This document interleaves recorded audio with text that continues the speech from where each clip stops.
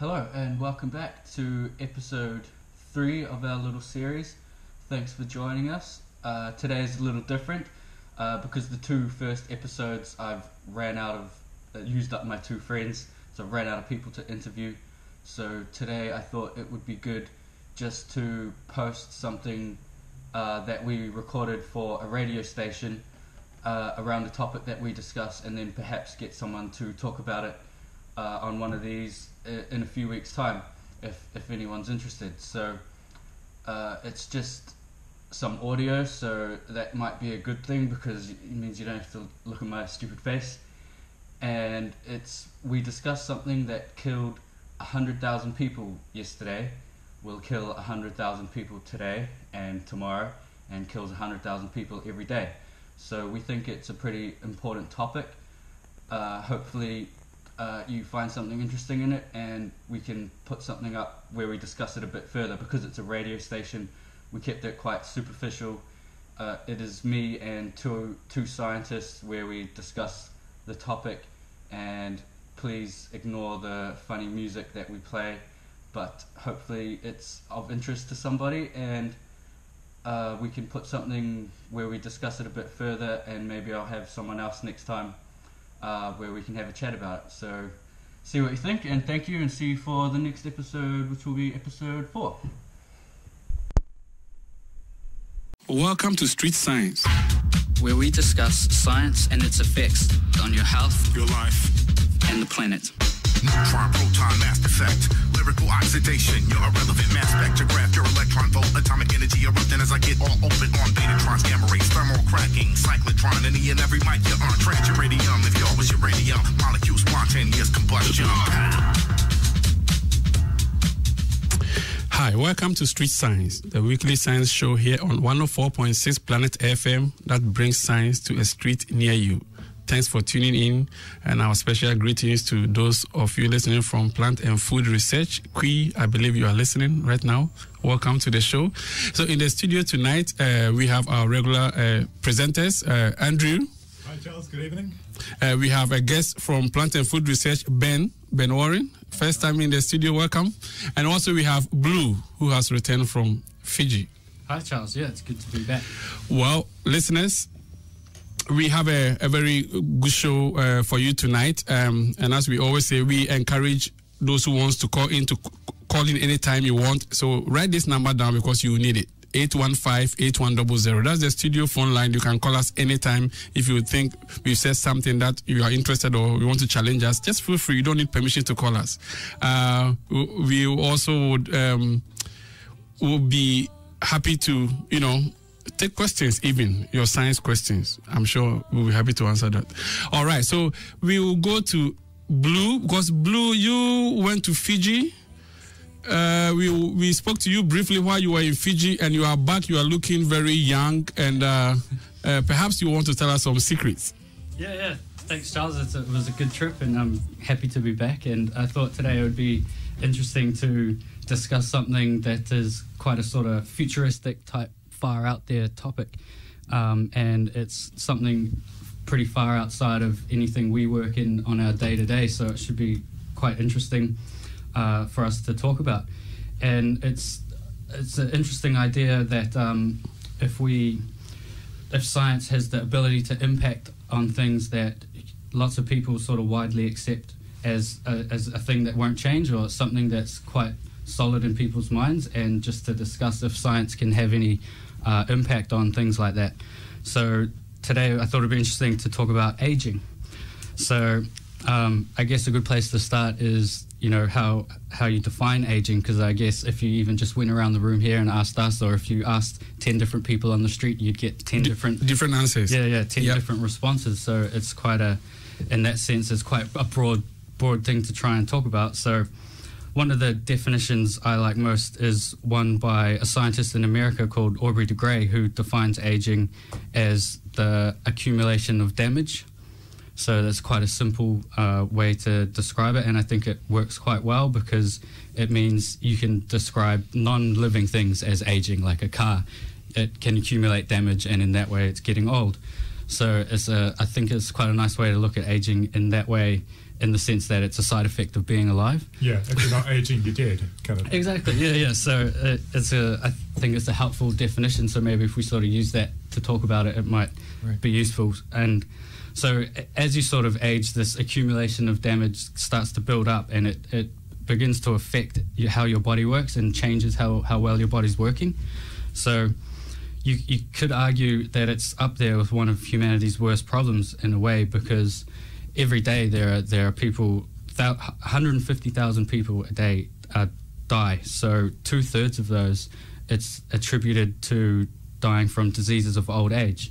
So these types of diseases are things like cancer and heart disease and osteoporosis, atherosclerosis, Alzheimer's, stroke, Parkinson's, and diseases like this. So these diseases and disabilities of old age are caused by the accumulation of damage over time. So when you're young, you can initially tolerate a certain amount of damage, and your body is young, your immune system is young, and it can maintain and sort of keep operating well while you're young. But as you get a bit older, the ability for your body to repair itself doesn't work as well. So is that the ability for your body to clean up, essentially? Yeah. So exactly, yeah. So things start to get in the way. Like it's like a small pile of rubbish in your house might not really slow you down, but if you start to have 100 bags of rubbish around your house, it'll slow your movement down. Yeah. So if you can't remove your garbage at the rate that you're making it, exactly. Right? Yeah. So your ability for your body to remove that type of garbage decreases over time, so it piles up quicker. So yeah, that's a good sort of way to think about it. So I suppose most of us start to realize age-related decline in our 40s and 50s, where a whole lot of things start to happen. Things like your joints get sore and your kidneys become less capable of filtering blood, and your immune system weakens. So you might sounds like an average day. Yeah. So you might get a cold when you're older that sticks with you for a few weeks, but when you're younger, you might have been able to shake it off in a few days, and it wouldn't affect you so much. So that's the sort of large-scale things that can start to happen, but there's also a lot of changes microscopically that begin to happen. So things like your cells stop dividing at the normal rate, and damage in DNA and toxic build-ups, toxic byproducts begin to build up. So it's sort of like any other machine where, as the damage starts to build up, you start to get problems. It's sort of a wear and tear type situation. So just like a car needs servicing, you got to take your car in to change your oil and look after the mechanical parts. So it's kind of that sort of approach or that angle about thinking about aging that the scientist Aubrey de Grey puts forward. So even still thinking about cars, you could imagine, that a car is not really designed to last for 100 years, but even today there are still Ford Model Ts driving around on the road. So, and this is not due to them randomly lasting by themselves when the other ones stopped working. It's because that they've been well looked after by someone who's maintained them very well over the years. So it's beginning to look like we may be able to use this sort of similar idea to maintain the human body a bit better. So this is kind of a shift in how people sort of see aging as something that we can't really do anything about. And it's just an interesting topic that we can carry on soon. Yeah, so sometimes I do wonder whether it's also psychological, because I was having some headache, some bouts of headache on this plane. I'll be healthy, I'm not sick, but I'll be having this headache. So I talked to a doctor, and the first thing he said was, "Oh, have you been to an optometrist recently?" I thought my eyes are good, so I don't need to. I said, "Well, since you are getting old, your eyesight may be changing, and because you are still wanting to see the way you used to see when you were young, perhaps that's putting pressure on and bringing about this headache."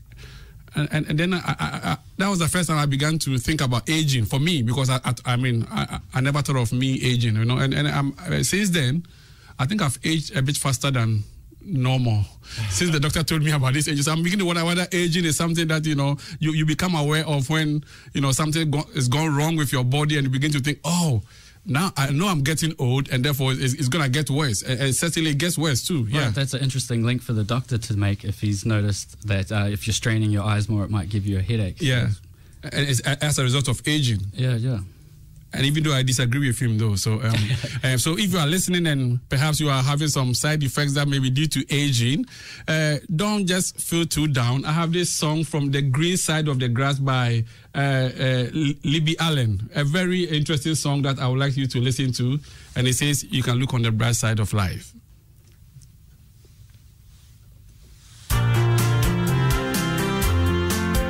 On the other side of 50, there's something you should know. The eyesight fades, the hearing fails, and when you sneeze, the bladder goes. The walk becomes a shuffle. The bathroom's now your friend.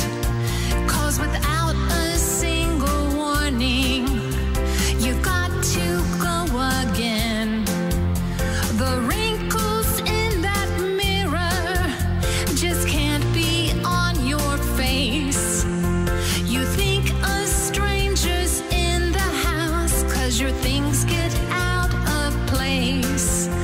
Arthritis comes to visit. Gravity takes its toll. The list of meds is growing long, just part of getting old. Look on the bright side, you're on the green side of the grass. You're not 6 feet under.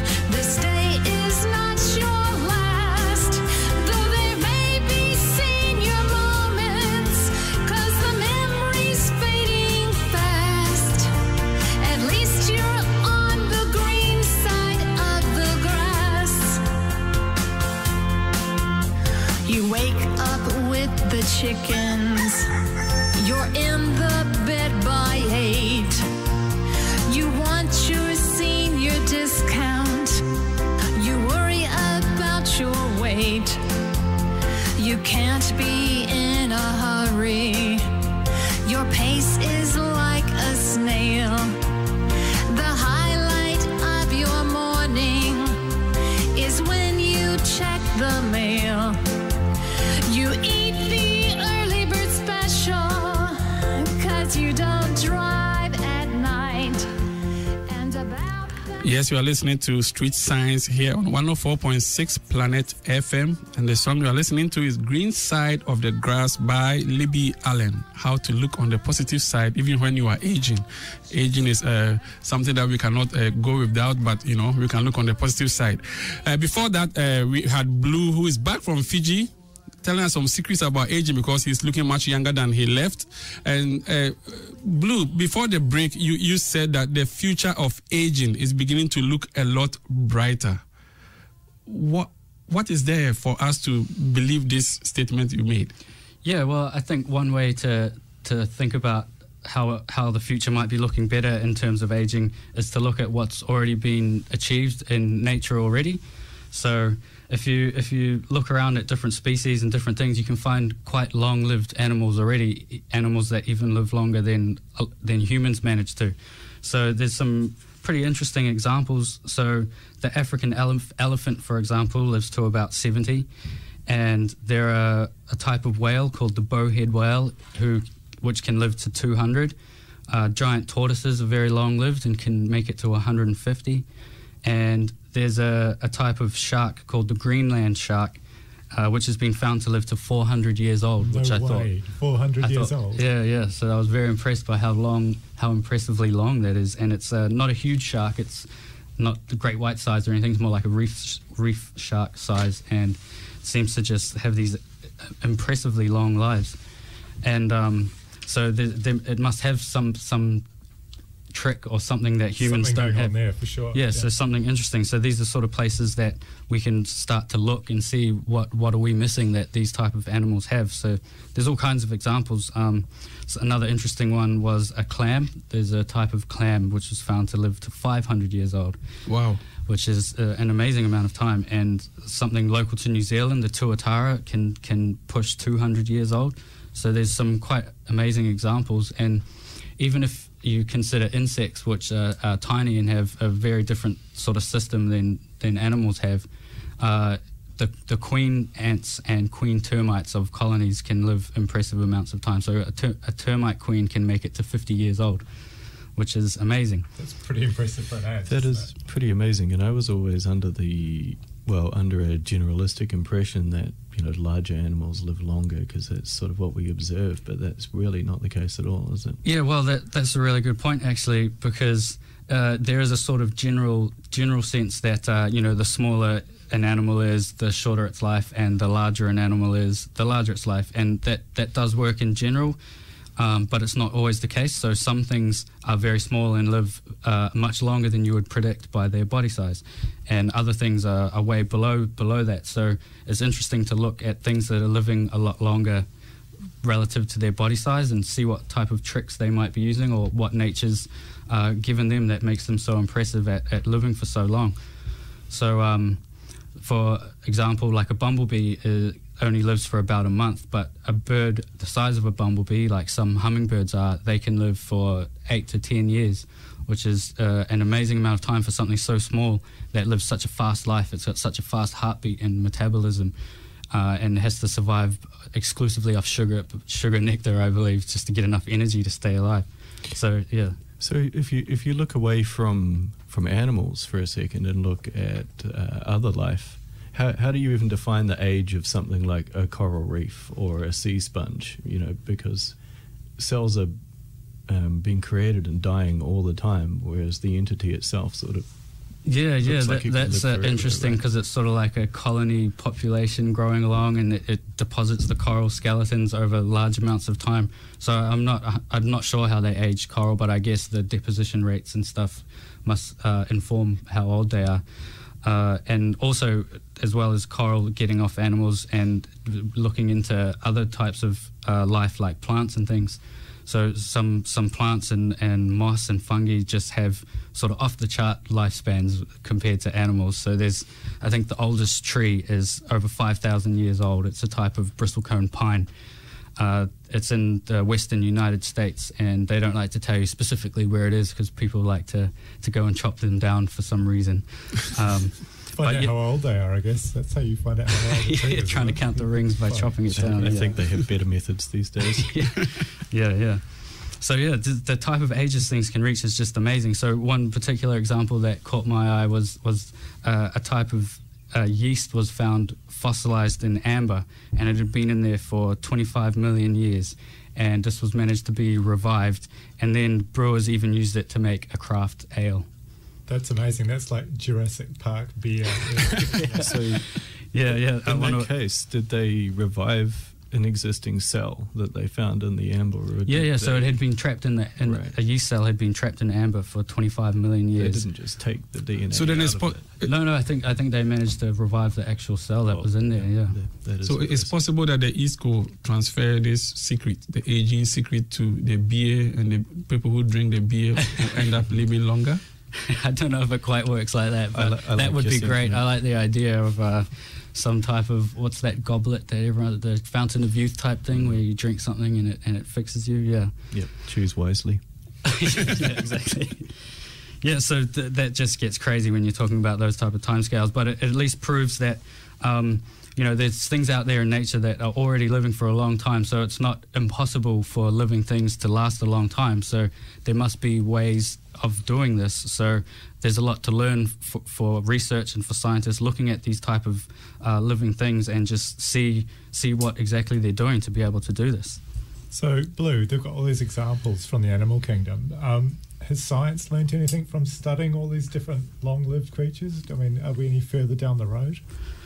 Right, yeah. There's a lot of ways people are approaching that exact sort of line of inquiry, but something that's quite interesting is if you just take birds in general, there seems to be something special about how long birds live. Like if you think like long-lived parrots and macaws can make it to like 70, 80 years old, and they're quite relatively small. And again, with the hummingbird, even the normal sparrow that we see in New Zealand all the time, the house sparrow, it can live to 25 years old, and it's just this small little bird. So there seems to be something special about birds, and it might be something to do with the efficiency needed to fly. So you need to have quite good muscles and quite good metabolism rate and quite a clean metabolism to be able to power the flight muscles. Okay. Is a potential theory about why birds seem to So they're be like impressive. clean burning sort of organisms. Yeah. If you were thinking about it like a car again, it's like having a clean burning petrol and you're just not making such mess. It just runs cleaner as a possible reason why birds live longer. And even when you look at something like a mammal, like a bat, which fly, they have long lives for their body size too. So there's probably something quite interesting to learn there, and I'm sure people are busily working on it. So an interesting question to ask then would be, do birds that migrate further live longer? Yeah, that would be an interesting question to see if it relates to how much you actually fly as well as just having the capability to fly. I know a kiwi lives a bit shorter than a sparrow, for example, so maybe because it's lost flight, it lives a bit less. I know that long migrating birds can sleep while they fly, so that's kind of interesting. Maybe that plays in somehow. But yeah, so the long ages are quite amazing. So nature's already there. So I mean, I'm sure those who are listening to you and fascinated will also want to. How about in terms of humans? So, I mean, all that we know now in the animal kingdom, in the plant kingdom, and so on. What's going on in there? So it's good to know that long life is possible from other species, but how does this apply to humans? Right. Or what about people? So what is the longest a human has ever lived so far? Yeah, so the record for the oldest sort of verified human is a lady from France called Jeanne Calment, who died in 1997 at the age of 122. Wow. So that's impressive. Yeah. So now the oldest living person is another lady called Emma Morano, who is 117. So there's people reaching some impressive ages already, and they must have interesting things in their DNA and their makeup that must account for that. So it's another place that researchers can look to see what's going on. And another interesting way to look at it is you can look country by country and see which countries are living longer compared to other countries. So if you compare the United States to Japan, for example, so Japan has the longest average life expectancy. They're getting into the high 80s at the moment, which is quite impressive, or at least the mid 80s. And compared to the United States, which is 4 years less, so people think it might be a dietary thing or something like that. So there's definitely some examples from humans that are getting impressive. Where does New Zealand fit in that chart of age length and stuff? Are we above the States or kind of around about the same? I think we're around about the same as the States, really. Maybe a little bit higher. I think we get to, near the 80s as average age in New Zealand. But I'd have to check exactly the age in New Zealand. That age difference, the 4 years, doesn't seem like a lot. No, well, that's the point I took away from this, is that even between countries, you're still not getting much of an age difference. So although diet and stress and lifestyle and things obviously account for a lot of that difference, it's still not going to be a place where we get the types of lifespans we see in some of these long-lived animals and things. And also, over time, human life expectancy has changed. So if you look back 100 years ago, for example, or 200 years ago, lifespan was a lot less than it is now. People were living to 30s or 40s, and over that time, we've added around 30 years of life to the average human lifespan. So this is impressive gains. If you're talking about 30 years per century, that's 30%. Yeah. So it's interesting to think, what will the next 100 years hold? Will we be able to match that 30% gains? You could argue over that time we haven't got any biologically better at aging slower. So it's got to be our technologies. That's true, yeah. So these gains have come mainly from things like sanitation and dentistry and vaccines and making childbirth safer.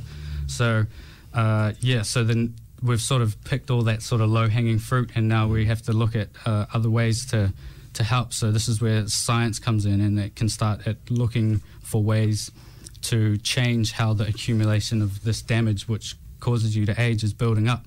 So science is looking, the research is starting in simple animals to see if we can make simple animals live longer. So work has been done in these little worms called nematodes. There's been research in mice and yeast and rats. And people are beginning to understand how these simpler things age and be able to impact it using science. So they have various methods they can use, lots of genetic methods to change how the DNA is behaving.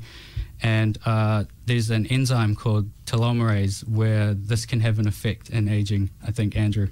Yeah, well, telomerase and telomeres are two sort of quite hot areas of research at the moment. And telomeres are like, you can imagine like at the end of your shoelace, you've got those little plastic caps that stop your shoelace from unraveling.